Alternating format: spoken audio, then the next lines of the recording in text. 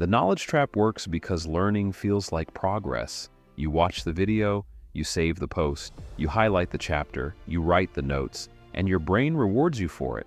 It feels productive, it feels responsible, it feels like you are moving, but financially, nothing has happened. Your savings still sit there, your investment account still is not open, your money habits are still not automated, your future is still waiting on a decision you keep postponing. That is the trap. The brain loves preparation because preparation feels safe. Action is different. Action risks embarrassment. Action risks being wrong. Action risks discovering that you are not as disciplined as you thought. So a lot of people stay in the learning phase for months, sometimes years, not because they are lazy, because they prefer the comfort of information to the discomfort of evidence. And that is expensive, because the market keeps moving, time keeps moving, inflation keeps moving, only you stay still, and standing still is going backwards.